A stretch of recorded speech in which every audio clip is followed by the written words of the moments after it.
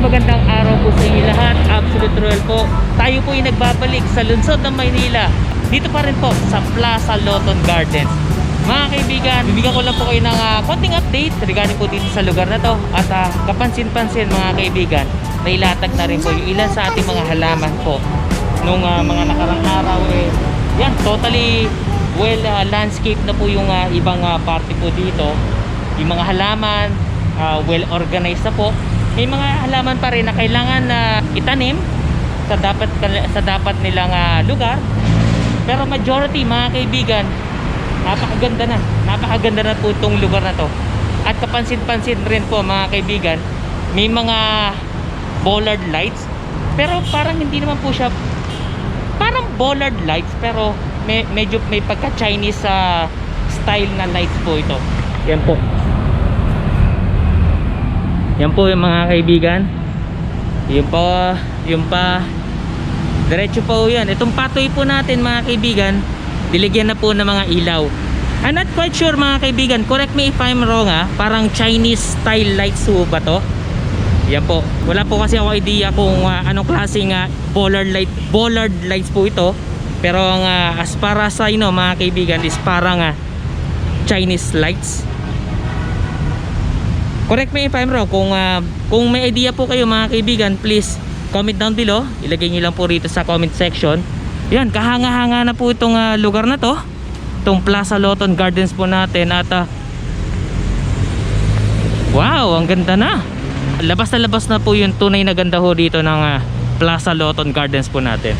At bukod po doon sa mga ilaw po na nakalatag ho dito, yan, meron na rin po rito ang bagong Maynila na sign dito po sa ating arko.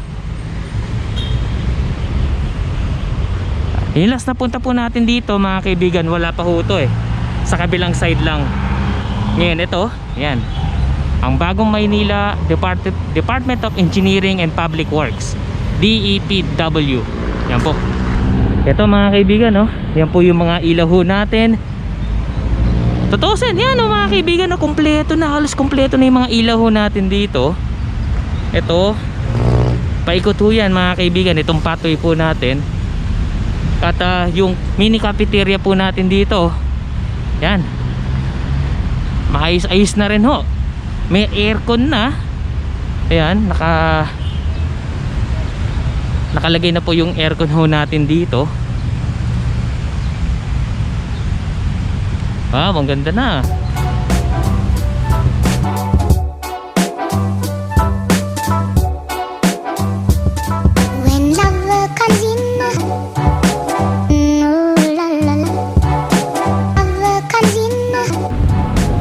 So ito yung CR mga kaibigan.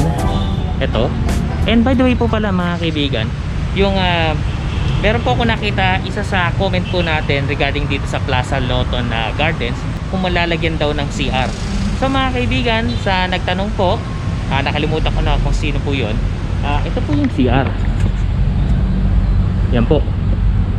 Yan po yung CR. So ito yung cafeteria po natin, mini cafeteria.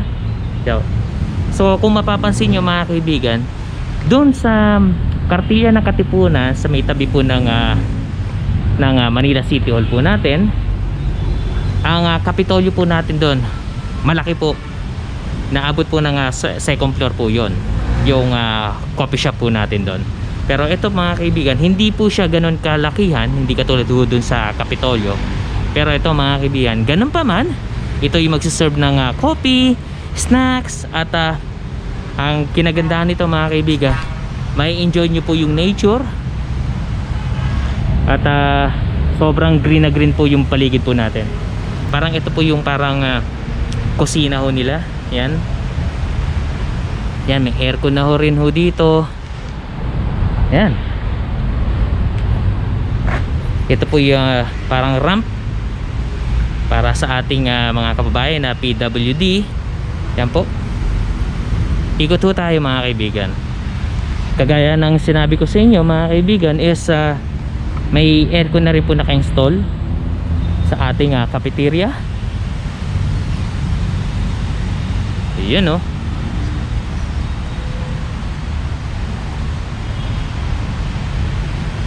Ganda, maganda. So ito ang ating parang kusina ho nila, itong area na to. Yan. Ganda. Yun yung aircon sa taas. Ganda. Konting-konti na lang mga kaibigan, konting-konti na lang matatapos na itong Plaza Loton Gardens po natin.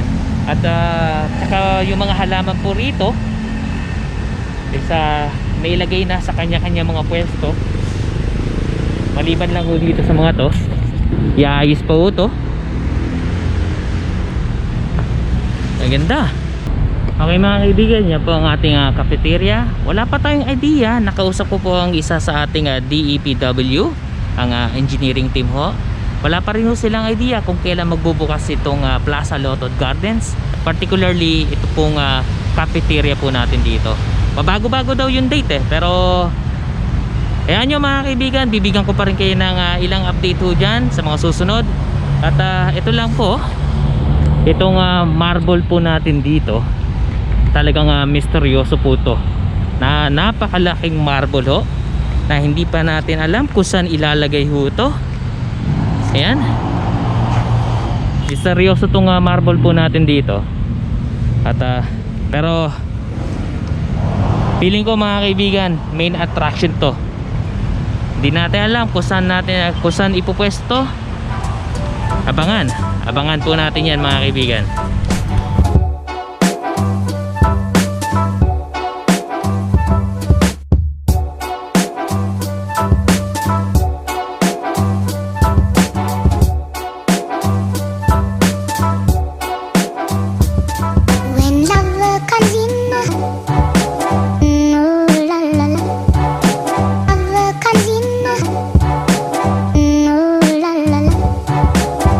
Dito sa likuran ng ating cafeteria mga kaibigan, naayos pa ho yung ilang lupain ho dito.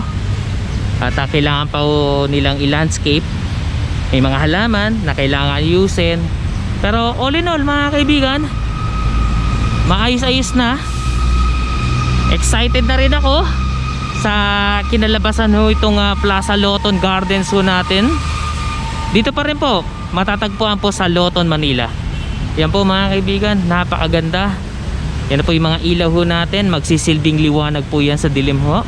At sa mga gustong pumunta ho dito, mag-chillax, mag-relax, magkape dito sa ating cafeteria. At may enjoy nyo po yung nature, yung mga halaman. At panigurado mga kaibigan, very romantic po ang ilaw ho natin dito. Napakaganda.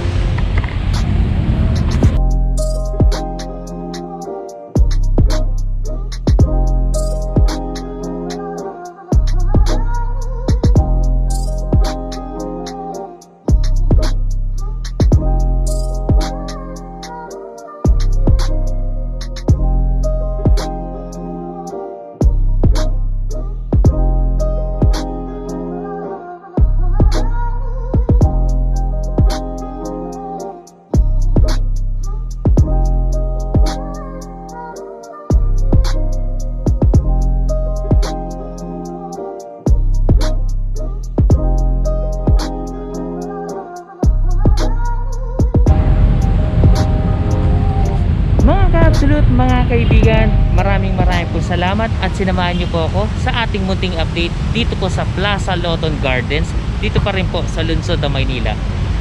Mga kaibigan, wala pang opisyal na date kung kailan magbubukas itong Plaza Loton Gardens sa publiko.